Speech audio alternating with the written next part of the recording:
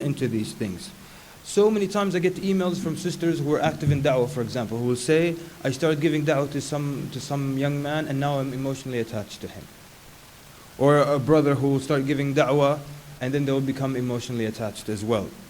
And stories of pregnancies from the religious people. Yani. These things happen. And there is a tension between men and women. So you can't expect that you can mingle with women and sisters will mingle with men and that nothing will happen. Because that's not true, because there's a tension that naturally occurs between men and women. There's a story they say about, okay, well, I'll see if I can come back to that. But a story narrated by Ibn al-Jawzi rahimahullah in his book Al-Muntazam. He says that at some point in history the Muslims had surrounded Rome, the Europeans, in a fort, a very strong fort of theirs. So they put it under siege and they stayed there for a long time. He says one of those days, one of the European women, she peered over the wall of the fort, and one of the Muslims, his name is Ibn Abdul Rahim, he saw her, so he became attracted to her. So he asked her, he said, كيف السبيل إليك? He says, how do I get to you? So she says, there is no way for you to get to me except if you become a Christian. And if you become a Christian, I will show you a secret passage so you can come into the fort. So the man, he fell so in love with this woman that he became a Christian, even though he was now in the middle of jihad and he was a hafiz of the Quran. But he became in love, and it took over his heart and his thinking and his emotions. So he became a Christian and he went to her. The Muslims were very saddened when that happened. And the siege continued for a long time, and eventually the Muslims left that fort. And some while later, a group of Muslims passed by the same fort, and they remembered Ibn Abdul Rahim. So they started to call to him, Ya Ibn Abdul Rahim, Ya Ibn Abdul Rahim. So he looked over the wall of the fort. So then they asked him, you got what you wanted. So where is your Quran? And where is your knowledge? And what happened? What has your prayer done for you? So he began to cry. And he said to them, Wallahi, I have forgotten all of the Quran. And I do not remember except one ayah. And that is the ayah where Allah Azza wa Jal says, رُبَمَا يَوَدُّ الَّذِينَ كَفَرُوا لَوْ كَانُوا مُسْلِمِينَ. Perhaps that the non-believers will wish that they were Muslims. This is the only ayah that he remembered. But so many people, when they become in love, they think that the root of their happiness lays in getting to be with that person that they're so attached to. But these similar stories have happened today. There was one brother who he started practicing Islam, he became active in da'wah, and then one day some old female acquaintance who's a non-Muslim calls him up. So she says, it's been a long time and so on and so forth. He says, I would like to come see you. She says, well, now I'm a Muslim and I'm a practicing Muslim and I'm not able to see you. She says, I'll just pass by, we'll just talk in the car. So she came, he went down, they were talking in the car. She said, I'll just drive around. They start driving around and now he's. So then they stopped in front of a place. She said, this is my house. Why don't you just come in? So now he wants to test himself. So they went inside. The end of the story is that at the end of the story, وَالْعِيَاذُ بِاللَّهِ, they committed zina. And the thing was right after they committed zina and they got up, she looked at him and she said, Islam, huh? As an insult to the injury now. But a lot of brothers do this and a lot of sisters do this. They test their iman. I will give da'wah to the prettiest girls in the school and inshaAllah nothing will happen to my iman. People always test their iman and test themselves. Like people who pray with the television on. Let me test my khushu'. Allahu Akbar. And they start testing themselves. People do this in so many ways. Monitor yourself. You'll see. Oh, there's some danger in that, but inshallah nothing will happen. Let me see what will happen. Let me ask you this. Do you test your life? Do you say, let me run across the busy highway and see if I have my life when I get to the other side? Because you value it, you don't put it to the test. You value your iman, why do you put it to the test? Well, let me give the sisters da'wah and see what happens. By the way, in our da'wah table at our MSA, we have a group of sisters on one side, a group of brothers on one side. Guess who comes to the brothers to ask them about Islam? Jessica and Kimberly and Edwina, ma'arif ish. And who comes to the sisters to ask them about Islam? Chad and Brad and all those guys. So what do? We do a quick switch. Because don't be fooled, I'm working for Allah. So many times something starts out good and the shaitan turns it sour at the end.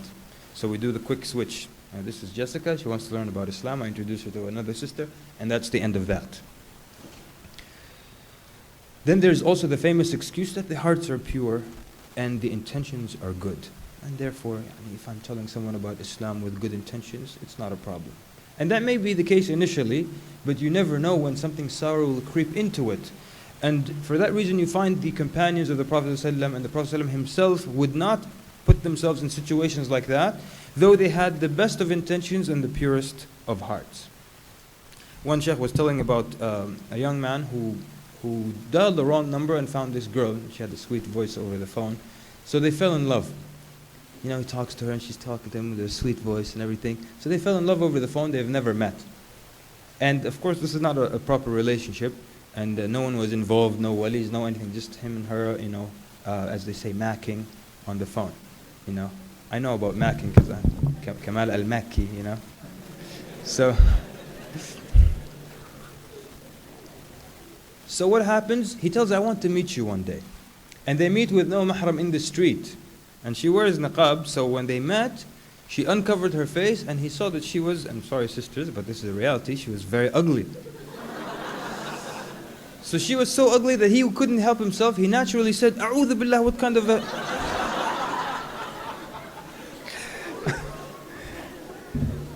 He said, A'udhu billah, what kind of a face is that? Guess what she responded to him with? She said, well, beauty is not important. The most important thing is akhlaq. Akhlaq? You're meeting a guy you've never met over the phone in the street somewhere without a mahram. You're talking about akhlaq? So then we talk about one of the dangers of the forbidden love is that it may lead to zina. And wallahi, I just hope that you will trust me enough so I don't have to give you details of things that happen within Muslim or organizations such as MSAs about illicit sexual encounters between men and women. Let's just not get into the details and accept the fact that this is a reality, that it happens. It happens because the barriers break eventually between the brothers and sisters. First is Assalamu alaikum, sister. The brother is not so far looking down that he's looking that way. Wa alaikum salam, sister. Allah barak fik, jazakallah khair. After a while you get used to, sister, listen, where you had the... You get used to it after a while. So, now, but then zina, which is fornication, a strong word now, it's even given nice euphemisms that make it sound very nice. No one says, well, you know, your non-Muslim friends don't say we committed fornication. They say what? We made love. Ya salam. They sat down, they made little hearts, they tied bows. Everyone have a heart. We made love. We slept together. It was so innocent. She went over there, everybody slept. Wake up in the morning, good morning. Slept together. Euphemism. Something wicked, give it a nice word. It makes it more acceptable to people. Allah Azza wa Jal says about zina in the Quran, وَلَا تَقْرَبُوا الزِّنَا إِنَّهُ كَانَ فَاحِشَةً وَسَاءَ سَبِيلًا. And do not come close to zina, that it is a great sin and an evil way. Likewise, Allah subhanahu wa ta'ala is talking about, also describing the believers, وَالَّذِينَ لَا يَدْعُونَ مَعَ اللَّهِ إِلَهًا آخَرَ, and those who do not call upon other gods besides Allah, وَلَا يَقْتُلُونَ النَّفْسَ الَّتِي حَرَّمَ اللَّهُ إِلَّا بِالْحَقِّ وَلَا يَزْنُونَ. And they do not kill the soul which Allah has made sacred except with a just cause, and they do not commit zina. وَمَنْ يَفْعَلْ ذَلِكَ يَلْقَى أَثَامًا يُضَاعَفْ لَهُ الْعَذَابُ يَوْمَ الْقِيَامَةِ. And whoever does that, he will meet his punishment, and the punishment will be doubled for them on the day of resurrection. The Prophet ﷺ then also in Sahih al-Bukhari describes that the fornicator is not a believer when he commits fornication. And other narrations would explain that the iman leaves the person while they're fornicating, and it comes back to them when they're done. And that's why they are suddenly overcome with the extreme feeling of guilt when they're done. طيب. So then the question is this. We looked at the ayah that I first mentioned. Allah Azza wa Jalla says, وَلَا تَقْرَبُوا الزِّنَا. Because we're not only going to be talking about preventing zina, because no one, look, Allah Azza wa Jalla says, وَلَا تَقْرَبُوا الزِّنَا. Do not come near zina. He didn't say do not commit zina. Please pay attention to this. Allah didn't say do not commit zina. He says do not come near zina. Let me ask you this. Who wakes up suddenly, who is unconscious and suddenly wakes up in the middle of the act of zina? No one ever in the history of the world. No one suddenly wakes up in the middle of zina. Why? There are steps that lead to it. Someone give us examples of things that lead to zina? How does it start? Yani, if some non-Muslim somewhere has the intention to make zina, how does he start? Yes, sir. Okay, being alone. But even before being alone,